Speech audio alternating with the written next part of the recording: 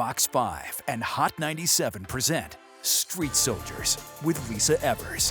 I'm so glad you're joining us for this episode of Street Soldiers on Beauty Standards. I'm your host, Lisa Evers. You know, there's more variety in our ideas of what makes a woman beautiful, but with constant social media feeds, it can be too much and raise doubts that we're not good enough as we are.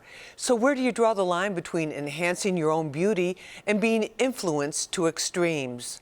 The way beauty standards are set has changed with technology. It's no longer a select few high-fashion models on magazine covers, but what's right in our hand every day on our phones.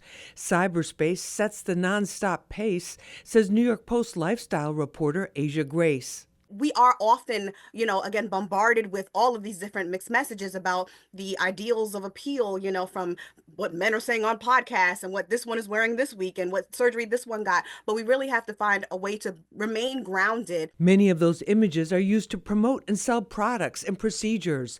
Psychologist Dr. Kelly Ruggles says take ownership of what you believe by understanding how deeply you're being influenced. These beauty standards and what you think is beautiful is not just your own thoughts.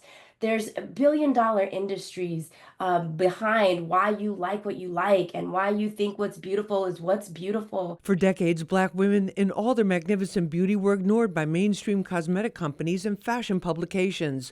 But all that started to change when supermodel Beverly Johnson became the first Black woman on the cover of American Vogue in 1974. Now beauty influencer Simone Nicole says there are opportunities everywhere. I think that there absolutely has been progress. Are we really all the way there yet? No. But I definitely accredit individuals in the beauty community, especially like online, and then also in traditional media that have started to reflect a much more diverse idea of what it means to be a beautiful Black woman. Ivy League educated designer and entrepreneur Stephanie Elyse says your sense of beauty should come from within and that girls and women should also focus on their education to build self-esteem. Just staying true to what I like. So if I feel confident in doing something, I'm going to do it. And if I don't, I'm not going to be pressured to do something. I think, having that confidence and leading with that and what you find beautiful is key. Let's take this to our panel now and find out what they have to say. Joining me is Stephanie Elyse. She's a creative entrepreneur and designer. Steph, great to have you with us again. Thanks so much for having me again, Lisa. Thank you so much. Also with us is Simone Nicole. She's an actor and content creator. Simone, great to have you with us. Thank you so much, Lisa. We appreciate it. Also with us is Dr. Kelly Ruggles. She's a licensed psychologist and owner of Flourish Psychology. Dr. Kelly, great to have you with us. Thanks for having me, Lisa. Thank you so much. And also joining us is Asia Grace, back again, lifestyle reporter from the New York Post. Asia, great to have you with us. It's always a pleasure, Lisa. Thank you so much. Asia, I want to start with you on this topic because it's something we've discussed frequently, and that is the pressures on women. Are they getting more intense or are things getting better because of all the diversity? Well, unfortunately, Lisa, beauty is no longer in the eye of the beholder. It is now in the palm of the scroller, okay? Social media, the influencers and the divas and the celebrities, they're dictating the do's and don'ts of what's glam, what's hot, what's not. In society, when it comes to physicality, we're in this weird gray space where some of our curvy conquerors are celebrities like the Kim Kardashians, the Lizzos, Ice Spice, Kelly Clarkson.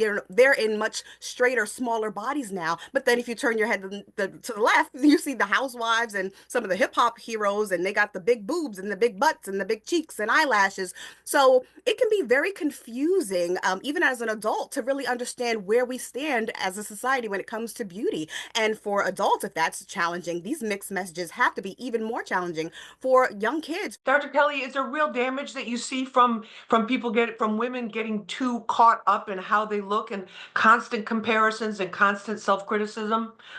Absolutely. And I think it's important to note it's not just women, right? It's what we know about social media. All the data tells us that the more time you spend on it, the worse you feel about yourself. So yes, there are a ton of positives that you can gain from being on social media. So many of these images are edited or altered, or at this point, they're not even real, right? They're artificially generated images, and people are comparing themselves to these things that don't even exist. And of course, they're coming up short. Simone, tell us about your relationship with social media. I'm a little bit in the middle. I see the pluses and I see the minuses, especially on a business side. Like I wouldn't have my life if it wasn't for social media. But also as a person, I understand the argument that like it can be very damaging to a person. For me, however, I'm a big proponent of this is my For You page, okay? I'm gonna see what I want to see. So I'm very, very strategic about only following people that make me feel good about myself. Because I follow other girlies, to support, but if I find that it gets to a point where their content does not make me feel joy when I'm logging on, I might have to mute you, sister. I love you, but you just might have to go on mute. And that's no shade or anything like that, but I think it's more important than ever in this world of algorithms that we take extra care to protect our self-esteem. So I love social media because I have gotten to see more women than ever that look like me, that are shaped like me, that talk like me, that are building empires and doing so much. And I need that, but I don't need the people that make me feel small. Stephanie, Elyse, you made a name for yourself on social media. Tell us about your journey with it. My relationship with social media is like a love and hate relationship. So I was coming up on social media before there was an algorithm that limited your reach. And so you could get 25,000 followers in a couple days. And I think the level of exposure that you have on social media, especially as an influencer, is unprecedented. You were not meant to interact with this many people or read this many opinions, read this many comments. So that was hard for me at the beginning. I had moments where I had maybe something go viral and the comments were really negative, and just really learning how to let things roll off of your back. And I agree with Simone. I think it's really important to curate what you're looking at, what you're consuming, but take everything with a grain of salt. We are living in the age of AI where there are influencers that are literal bots that aren't even real people. And just know that every single thing is edited. It's just making sure you're grounded in reality, remembering who you are, and not letting things get to you as much. And if you need to take a second, there have been times where I'm like, this is too much and I need to take a break. Stay with us, there's more to come. Dr. Kelly, what about the confusion? Because we talk about, there's thin bodies, there's thick bodies, there's all of these different types of things out there. So I think it's human nature in a certain way to compare, but what about the confusion factor? What impact does that have on women? The thing that I often talk to my clients about when it comes to beauty standards is that they are trends. And we have found in research that they change every 15 to 20 years and they can change drastically. So I think trends are fun, and I think engaging in fashion and style and makeup and beauty is fun, and it can be fun, but only if you're able to hold on to it with a certain level of flexibility and a certain understanding that just because you don't fit a beauty standard doesn't mean you don't have your own beauty and your own value. What about the self-esteem ideas, Simone? Because I interviewed the first Black supermodel, Beverly Johnson, and she was talking about being out there and being in these very expensive designer clothes, being on the cover of Vogue, all of these firsts and the trailblazing that she did. But this has been a huge journey, particularly for Black women, even to get hair care the right hair care products and have different standards. Tell us what your take is on that. I think that it's so important that you brought up the journey that Black women have taken. And to piggyback off of Dr. Kelly talking about how beauty standards change so much, when I was coming up as a dark-skinned young woman in the Black community, I was bullied relentlessly. Like it was a crime to be as dark as I was growing up. And what it taught me, besides giving me deep wounds that I've recovered from after years of therapy, I honestly found that because no one was really checking for me and I felt invisible, it took the pressure off. So I just started to like do what I wanted to do. I discovered my personal style. I discovered makeup. I went natural. I did everything because in my head, no one cares about like how I look anyways. I'm doing everything for me. And I know it might sound a little like sad, like, oh, so your self-love like came out of a dark place. But the reality is a lot of development, a lot of change in this world doesn't come from happy-go-lucky. It comes from struggle. So for anybody that feels like you don't fit in or you are not the beauty standard right now, take advantage of it. That was my personal journey. And I think that for anybody that does feel like they are on the outsides of the beauty standard, I would highly recommend taking advantage of your time of being invisible. I guess you could say. Wow. That's incredible. That's incredible. And thank you for sharing that with us. That's very deep. Steph, in terms of you're a curvy woman, a beautiful, gorgeous woman, you show off your body. I'm sure you get a lot of comments like, how do you deal with that? I think it's important to kind of silence the noise. Everyone's, likes to be complimented. That's always nice. But I think a lot of the And you get times many compliments too. It's right. But it's funny. You'll focus on that one messed up comment that ruins your day and not the 200 amazing comments. And I think just remaining grounded and retaining your perspective is so key. A lot of the time, I feel like people are just hopping onto bandwagons because this is what everybody is doing. It's like, what do you really like? So I think retaining that sense of individuality is so helpful in, remaining in a good mental space on social. But also saying, hey, it's great that people admire me, and then, I'm not going to be everybody's cup of tea, but I'm my cup of tea. Asia, the comments with the celebrities. There seems to be these waves of different styles. What how do you see that now? Like where we're at with that now? Well, growing up, I'm a 90s, 2000s girl through and through, okay? I had somewhere doing a Tootsie Roll, my jelly sandals, I had a skip it, a bop it, you name it. So I'm a proud millennial. And what to me was special about growing up at that time was there were a ton of very positive beauty examples in television for us. We had Brandy, we had Aaliyah, we had Destiny's Child, the list goes on.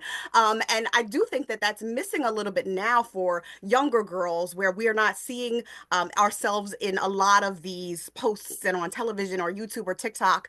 It has changed a bit. So yes, those women that I mentioned, the J-Los included, they said, hey, it's okay to have box braids and be bootylicious. I'm like, oh, boom, sign me up. I don't know that our young girls have that. And they don't even have the discernment, like Simone and Stephanie said, to maybe mute people or block people or curate their algorithms. They're digital natives. They're new to this land, yes, and they're figuring it out. So it's great that we have the J-Los and the Beyoncés, but we do need younger role models to stand up and say, look at me, I'm who I am, I'm loving me, I look like you, and we're okay.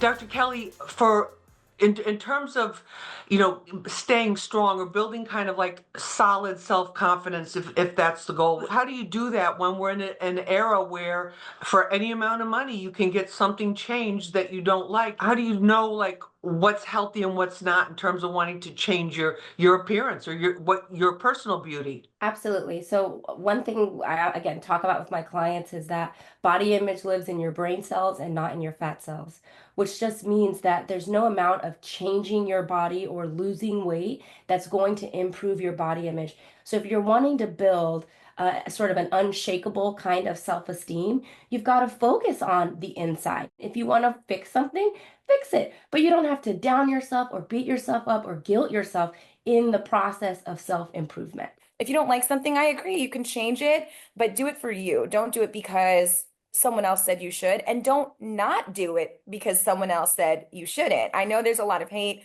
for girls who get surgery, but my thing is, if something's going to make you feel good and there's no other way to change it, why not? I think we invest in everything else in Right. our lives, our businesses, our homes, our pets, our families. Invest in yourself, invest in your body. But Asia, it's gotten vicious for some of the celebrities. Absolutely. And, it's not just women and girls that we're talking about here. We also have to look at the men and how social media and the beauty standards pushed on them are now changing how men conduct themselves, both in Hollywood or the hood, you name it. They're definitely getting into the chin and jawline injections and the Botox and flying to Turkey every 5 minutes for the hair transplants. And I agree with everyone. It is so important to accentuate your positives. Unfortunately, for a lot of people, though, especially younger people, and I'm just poking at them because they are the generation that to me is most vulnerable here. Simone, what about the pressure on men now? Men don't want to have the conversation. Like they don't want to admit that they care about their looks at all. And the problem with that is that like the worst things cultivate in darkness, the worst things cultivate in silence. But there is this immense pressure to be lean and to look perfect and chiseled with the chins, with the jaws, with all of that. And even though women hold so much pressure and feel the weight of the world with how we look, I think that it's also happening to men in a much more insidious way. And men also don't have the space to talk about it. Dr. Kelly, what about on boys? Are you seeing more boys coming to you, families with boys coming to you with some of these eating disorders or anything like that? What we're seeing with young men and boys is a rise in muscle dysmorphia, where they're really consumed with being chiseled and being bulky and being really fit in their muscle definition. And so they can start to engage in the exact same risky and unhealthy behaviors as someone who has anorexia nervosa, and they can have the exact same negative outcomes on their health and on their mental health. They're behind us, right? So we're now in a phase of like, well, I don't know if we're still in a body positivity phase, but we were in a phase where we were actively trying to include different body shapes, different skin colors, different hair textures. But men are not there yet, right? They're kind of 20, 30 years ago where the women were, where we were all sort of lumped in and we all agreed that there was one standard of beauty and we all tried to work towards that. Men are really, they only have one standard, and that is to be fit and muscular. And it is honestly even more unnatural than what it is for women. You're not born with washboard abs. Nobody's born with that. That takes a lot of work, and that can push people into extreme rigidity and compulsive exercise. So it is truly a big problem for young boys and even adult men that are coming up right now on social media. Stephanie, I want to start with you. In terms of what you would advise, especially, like teenage girls, in terms of how to deal with their body if it may not be the way that they want it, but they can't do a whole lot about it because of finances or their age or whatever, what would you say to them? I would say, first of all, focus on what's in your control, right? So I've always had curves. I never wanted to be a size 2. You know what I mean? I really appreciate about that about myself. Focus on the things about yourself that make you unique and that empower you. And then if there are things that you don't like and you can change them in a healthy way, work on that. And I don't think there is a problem with working towards a goal, setting a goal for yourself. But again, make sure that you're grounded in reality and you're grounded in health. Simone, what advice do you have for girls? I first want to affirm the fact that it is tough growing up in the society that we're in. And I think that it's always going to be better to admit that, like, this is rough. I love these things about myself. I also don't like these things about myself. And that's okay. I actually really, really love the idea of body neutrality, which is not like trying to be like, oh my gosh, I might be a size 16. I love myself. Nothing's wrong with me. I think it's okay to admit that, like, I'm a size 16. Society wants me to hate myself, but I'm trying my best to remedy that and to love myself outside of that. Or even if you're teeny, teeny, tiny and everyone's always telling you to gain weight, I think it's okay to address the fact, like, this is tough and I might not like certain things about myself, and that's okay. This is a body that just carries me. Do what you want that is going to make yourself feel good, but you have to make sure that it is coming from an authentic place and from a place of self-love first. And this is just an additive. Asia, give us a little vitamin pack here for dealing with all the celebrity, the celebrity waves of styles and envy that a lot of people have when they look at those images. Well, what's missing from a lot of the messaging is that this is all fake. I mean, most of it. And it's not a bad thing. Everyone's going to touch up their bodies or their pictures as they see fit. But again, we looking at these celebrities and not really thinking about the hours in the gym they spend, or the dietitians and the chefs they have on their staff, or the surgeries that they can afford. This conversation kind of puts me in the mind of that song by TLC, Unpretty, because it really spoke to how we are. At that time, it was like 99. And so we weren't in the era of social media just yet, but we were still very much so influenced by what we saw in the magazines and the TV screens and whatnot. And it became overwhelming then. And that was over 25 years ago. So now fast forward the tape, we do have to, for ourselves and for the younger generations and for the kids that are not even born yet, take everything with a grain of salt. Dr. Kelly, final words for some of the parents in terms of, really strengthening and reinforcing in their kids that they're okay as they are. When it comes to parents, there's a couple of things. Number one is you want to think in terms of what you want your children to do more of rather than what you want them to stop doing. So if you think that your child is eating too much sugar, too much this, too much that, then instead of saying you can't have these things, start serving meals with more fruits and vegetables. And when it comes to parents and social media, it's the same idea. Rather than harping on not being on social media or getting off, make sure your children's lives are full of activities that encourage them to get to know themselves, that are outdoors, that are in nature. Do things where there is no cell phone service. Bring your kids into the life that you want them to have. Don't just focus on taking things away and what they can and cannot have. Thanks for joining us for this episode of Street Soldiers on Beauty Standards. You can watch it again on our Fox 5 NY YouTube page and the Fox Local app. Remember, use your mind, it's your best weapon. I'm Lisa Evers. Let's push for peace, love, and justice for all.